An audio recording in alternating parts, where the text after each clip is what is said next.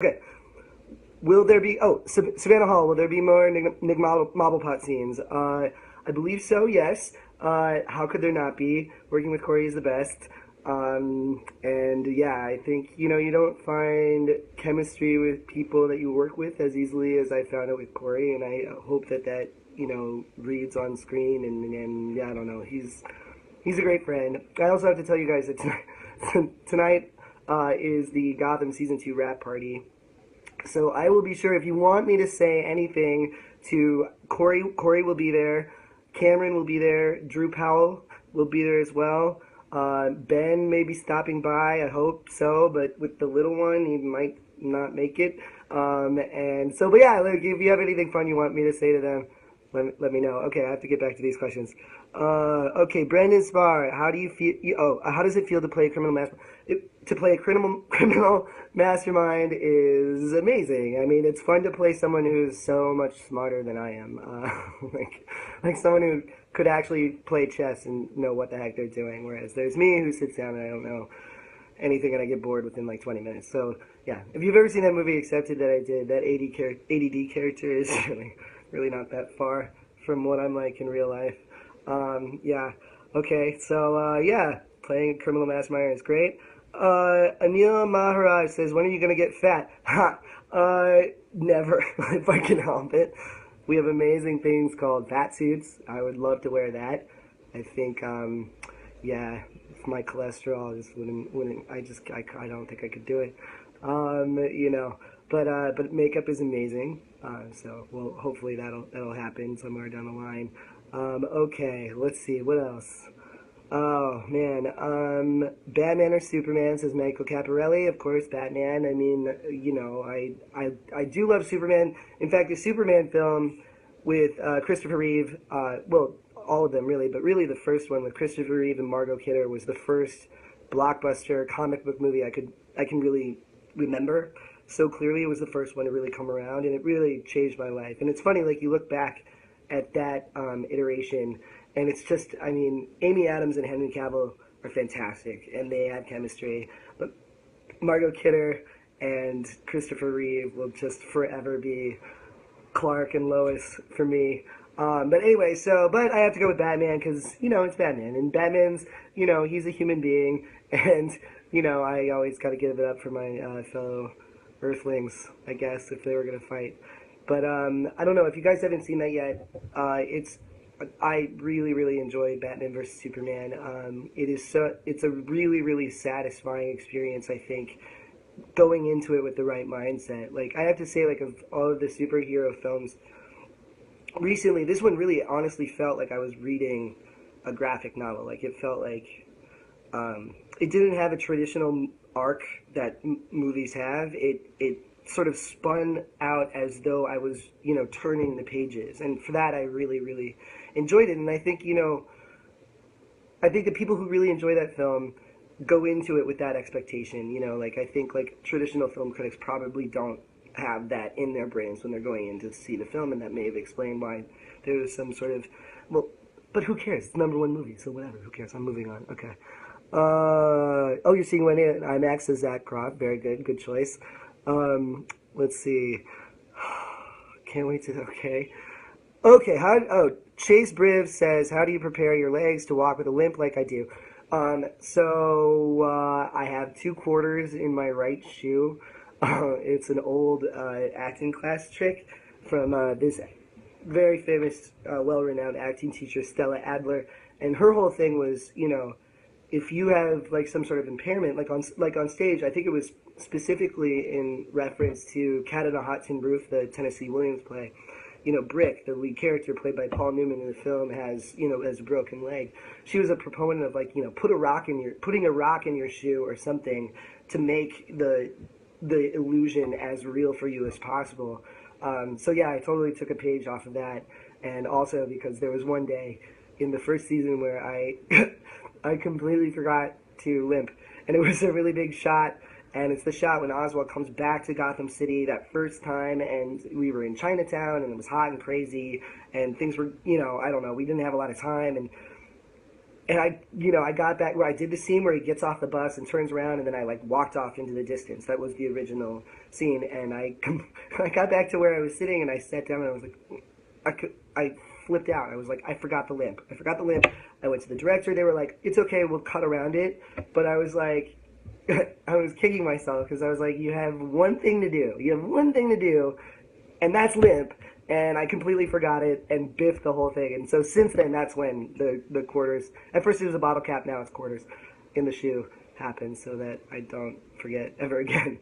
Although now at this point, granted that was 3 episodes in, now at this point it's very second nature. I mean, I feel like once I'm in the costume and the makeup and everything, all the limp, all of that just kind of comes, it's so second nature now. But I will say it's not the foot that's messed up that hurts the most, it's actually the other leg that hurts the most because I end up spending all day standing on that leg, walking with, and it's funny, like, if people will ask me all the time, they'll be like, do you ever find yourself off, when I'm not working, like, do you ever find yourself limping? And I was like, never. I was like, limping sucks. Ask anyone who has an actual limp, and they will tell you, no, if they had a choice, it would never happen. And so, yes, no, it never, ever happens. I get out of work, and that stuff is put away until the next time. And, like, so yeah, I never accidentally limp. Anyway, okay, I'm just totally rambling, and I apologize. Oh, man, okay. In real life, when do you feel your inner penguin coming out? Oh, that's a good one. I'm sorry, I missed your name. Kayla Morin. Okay, when do I feel my real, okay, well, when I'm riding a subway, and I'm getting on a subway, and I'm trying to get off the subway, and people coming onto the train will not let me off. It usually has to do with, like, public transportation or driving. I think all of us turn into Oswald Cobblepot's when we're, like, trying to get somewhere as fast as possible, and someone is being a real dingus in front of you, like, whether it's on the highway or if it's on the stairwell. Another thing, please, if you visit New York, just do this for me and think about this. Okay, when you get off the train, make it your mission to get on the street or wherever you're going as fast as possible. When you step off the train, if you start to check your phone right away and you're looking down at your phone, that's when the penguin is coming out. It drives me up the wall. I mean, people can't go for, like, I mean, the fact that, like, people can't go that long without checking their phones and instead are, like, meandering up the stairs, taking forever looking at their phones, drives me crazy. So yes, that's when the penguin comes out. This is so so boring. Okay. Oh, hey, Batman's here. Louis Van Doren. Hey, what's up, dude? Am I high? No, I'm not high. Do I like penguin style? I do, actually. I do. I think it's that was Davey Anderson. Davey, hi. I do like his style. I think it's. I mean, the costumes that in our first season, our costume designer was nominated. Her name is Lisa Padavani, and she created this look for Oswald, especially in the first season, and just nailed it out of the park. It makes all of our jobs so much easier when what we're wearing is so, I don't know, it's so iconic and beautiful. And also, nothing that I would ever wear in real life. As you can probably tell, I am black t-shirt, black jeans all the time. And that's my style. But it's fun to play pretend, to play dress up, to wear something, really beautiful that, I would never wear normally. And yeah, it helps me create the character. Oh my gosh. Okay, here we go. Yep. Hey, Cater Kurt. Okay, so how hard is, I already answered that. It's this whole thing with these, like I just sort of, like, spend a good chunk of the time just sitting here being like, well, what's a good question? Alright, okay. What's my favorite scene so far? Cheyenne Rosalie Bojorquez, I believe. My favorite scene so far, there's a lot of them. Obviously, the first one that comes to mind is the scene from the pilot with me and Jim on the pier. Ben could not be more lovely and wonderful person to work with, and also he's, in a weird way, we're the same age essentially, but I see him as a mentor to me, and like because he's been very well known and he's been working for a long time, and when I was shooting that scene in the pilot, like that was the first day where I felt the enormity of what was happening to me, and like it all just kind of came together in this crazy moment where I felt like I had stepped outside of myself, and I was looking down at this insanely crazy scene with the car and the boats, and we're on the water, and I was just like in that moment I felt my life just completely change.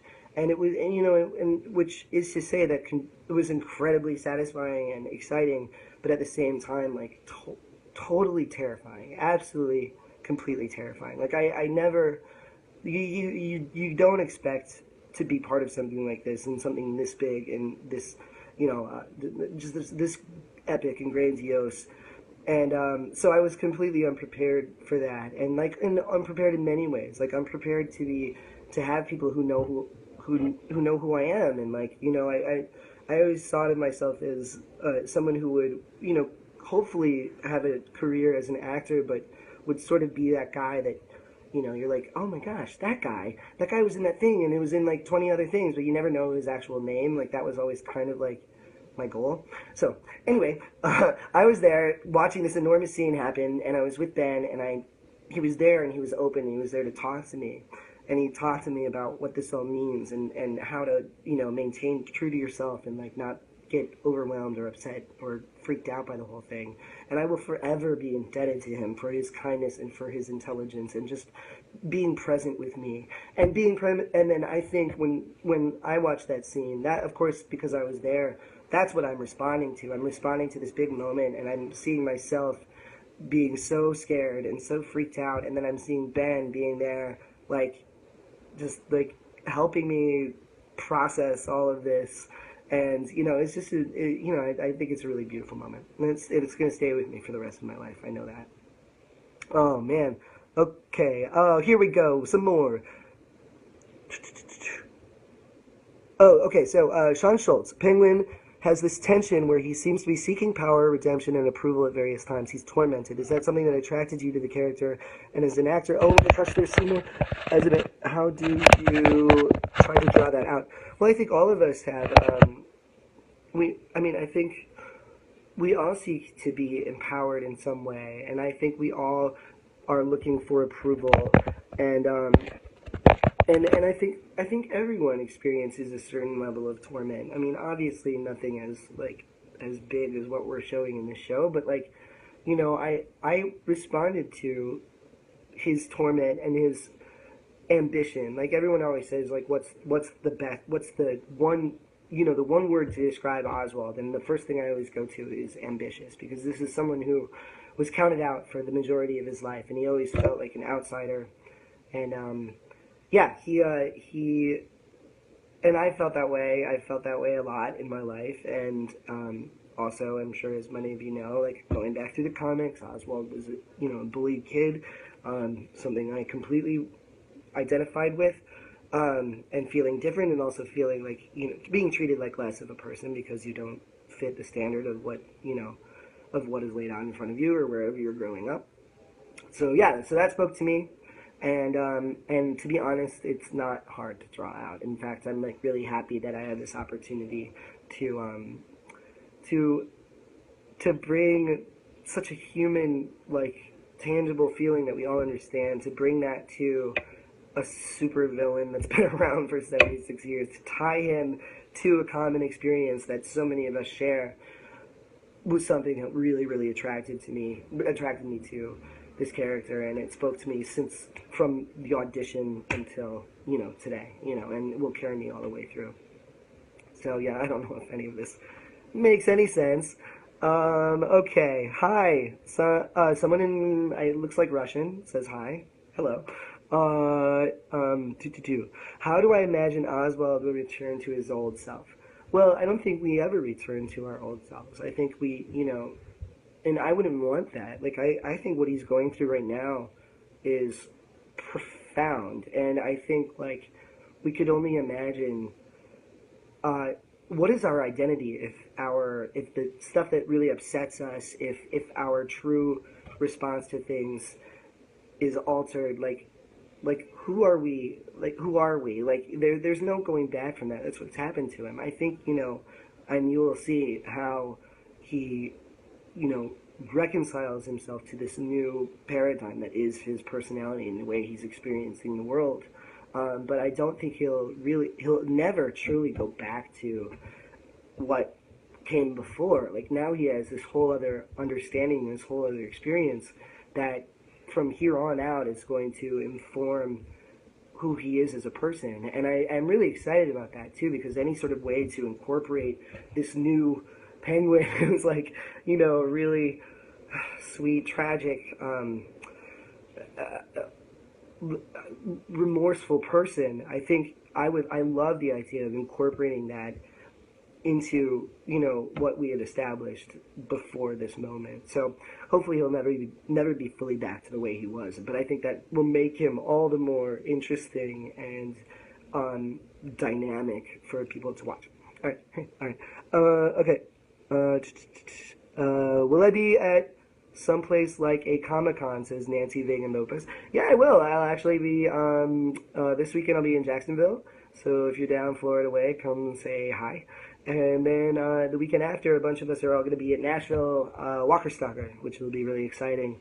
And so also the best thing is that, so now I get, because I had the incredible privilege of being on 2 episodes of Walking Dead, and then now because of Gotham, the people who organized the Walking Dead themed the Walking Dead themed cons, the Walker Stalker, they love having the Gotham people there, and then I get to see Norman, and I get to see Steven, and I get to see all those lovely people from that show that, unfortunately, as we all know, I didn't have the longest run on Walking Dead, but the fact that all these people are still in my life is so freaking amazing. And so so if you're in Jacksonville or if you're in Nashville, come say hi. I think sometime in June I'll be out at Blackpool, so if you're in the UK, come say hi there. Okay, this sounds like a commercial, so enough of that. All right, let's see. Jake Yarborough, do you watch Supergirl? I do watch Supergirl, and I do. Oh my gosh, that's the other thing too, is that I love, we have these weird connections with these other shows, and it's not weird, but all of the DC shows for Warner Brothers events, or for other kind of things, we get to see the cast of Flash, and Grant Gustin is fantastic. Melissa from Supergirl, just amazing, and both of those shows, the showrunner creator is Greg Berlanti, who is just another just wonderful person. I could not be more honored to be in the same boat, or in the same universe as the Flash and Supergirl and Arrow and all of the others. It's really, really exciting. So yeah, Supergirl, 2 thumbs up. Okay, Misha Collins, what other shows do I watch? Well, I am obsessed with The People versus O.J. Simpson. I think that is one of the most compelling shows I've seen, and I don't know, since I discovered Walking Dead. But obviously they're very different. But I think it's just what Ryan Murphy has done, and then with his incredible cast. And then it's another weird thing where it's this is when I sound like an old, but I was very much cognizant of what was going on when all of that was going down. I mean, I just started high school, I believe. And so it's a really strange thing. I think about my mom, my parents, when they tell stories about JFK. Yeah, obviously it's not the same thing, but they talk about seeing movies based on JFK or some sort of historical thing that they lived through, and then to watch the actual somewhat fictionalized recreation, even though, I mean, granted, so much of it is said to be absolutely right on the money. It's a really interesting experience, and it's there's a lot of pressure, I imagine, because we watched all of that unfurl on live television for all those years ago.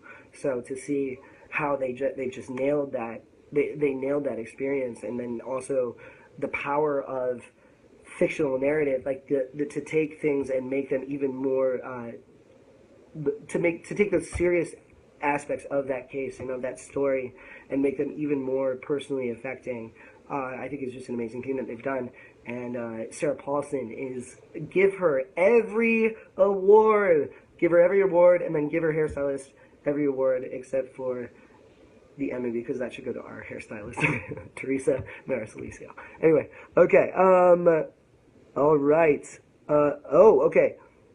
Sean Patrick says, when will we see the many different umbrellas?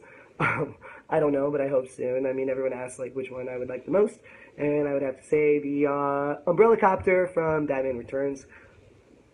Penguins can fly. That's what I want.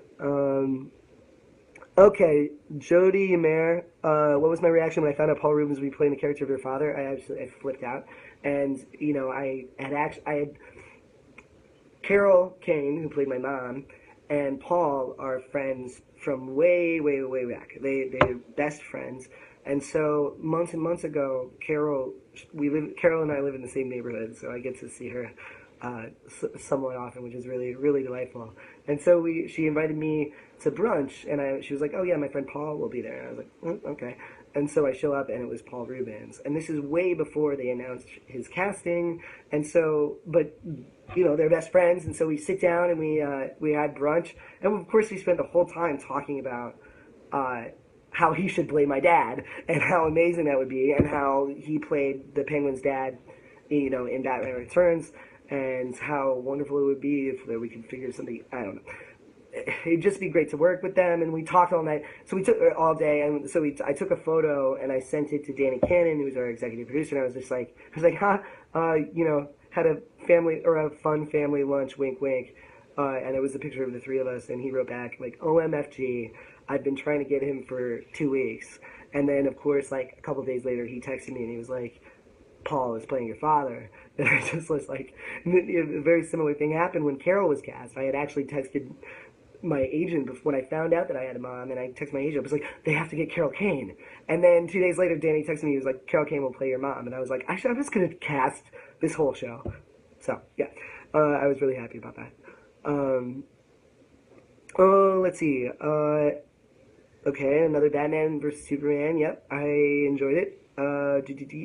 Big shout out to Wonder Woman. Holy crap, that was real. I was so heartened by that. Like, we just haven't really seen. Wonder Woman was due for a new treatment. Don't get me wrong. I love me some Linda Carter, but it was due, and I was just really happy when it showed up, and it was just so badass, and she just, I don't know. It didn't ring false. It just rang true, the whole thing. So it was like Wonder Woman was hands down one of my personal favorite moments in Batman v Superman. Okay, Willie Show Off Mays, favorite restaurant. Favorite restaurant is this restaurant called Jacob's Pickles, and it's here it's on the Upper West Side of Manhattan. And if you ever get a chance to come to Manhattan, you should go to Jacob's Pickles.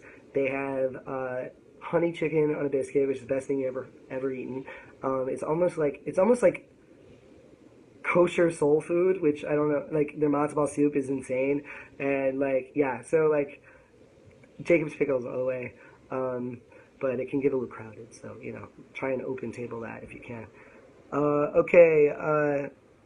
Jeff Morrow, what kind of music are you into? I'm into a lot of. I'm a big shock. I'm into a lot of indie rock, and I actually listen every day. I listen to KCRW, which is the NPR station out of Los Angeles, and they have a free app. So if you're interested, and they just have.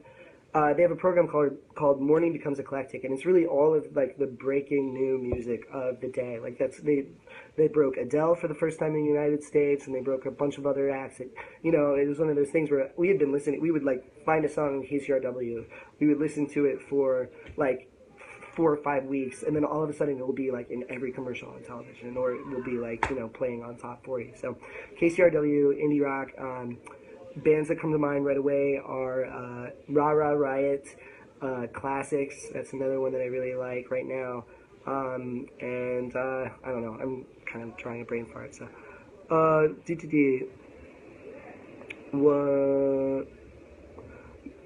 Marie Rebecca Main, was playing the Penguin your first choice, or did you want to play another character? Penguin was, well, I mean, I didn't really have the option. Like, I just read for it, and I'm sure as maybe some of you know, like, I didn't really know at the time what I was auditioning for. They were keeping it really hush-hush. And so, So yeah, when I found out it was the Penguin, I was totally stoked because the other thing too is that like I didn't feel that like weird freaky pressure where it was like like I could only imagine like playing like the Joker and following in the footsteps of Jack Nicholson and Heath Ledger and Jared Leto now, and like just these amazing, amazing actors. Um, and yeah, and so yeah, I was really happy because I'd only we Penguin hadn't been there hadn't been another Penguin since Danny DeVito, so it was a really I didn't feel all of that like pressure to live up to. I mean, living up to Danny DeVito, don't get me that's no slouch. That kind of sucks because I'm being a Danny DeVito fan my whole life. Yeah, it was kind of a lot. And then, of course, Burgess Meredith. But anyway, I was just really happy that I had the opportunity to play this character and sort of bring it into today, and do a new, like, sort of spin on it that hadn't been seen before. Dee, dee, dee, dee. Oh, I like this. Monica Maria Cunha, is the Penguin going to help out Gordon, or will he side with Ed? I don't know, and I'm really excited to find out because, like, I mean, obviously, uh, Jim Gordon and Penguin will always be tied together in some way. I think they represent the dark and the light. And what they share, though, is that they share this. There's in an episode early on in the season, I believe it was the episode where Penguin finds out that Gallivan had kidnapped his mother. He has this moment. Gallivan's trying to convince him to work with him, and Penguin says, no, I'm a builder. I'm not a destroyer. And I think he shares that with Jim. Like, granted, they're building very different, two very different things they are building, but the fact that they both have a desire to make connections and not destroy, and just I think they will always share that. Where I feel like with Ed, unfortunately, as close as he and Oswald could be, that's their main difference. I feel like Ed has no qualms with destroying Gotham City in any way. I think that he's a somewhat even more unhinged and volatile and terrifying in a way. In a way that I think it would be interesting. I think, like, should Oswald be put in a position where he'd have to choose between, some incredibly destructive thing that Ed has conjured up, or something, that's more of a deal, like about making connections again. I don't think it'd be really hard for him to side with Ed because, again, Oswald is a builder. So anyway, all right.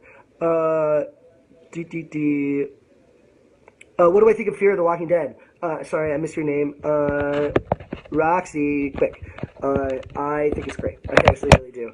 I'm a huge fan, and I love the idea of telling the story from another place in the country. So it complements the original Walking Dead so well, because you learn things on Fear of the Walking Dead, and you're kind of not. When I watch the two, I'm always looking for any sort of parallel. I like sitting there watching the show, watching these characters go through it the way that we watched Rick and Carol and and Daryl and everything. So in a way, I watch it thinking, I'm like, oh my gosh, I wonder what Rick is doing right now. Like, while I'm watching the show, I'm like, oh yeah, Rick is somewhere in Atlanta, like, dealing with the same crap, except, no, wait, he was in a coma, so never mind. Trent Store, I've always wondered if, on your off days, yikes, do your friends ever want to sit down and watch Gotham?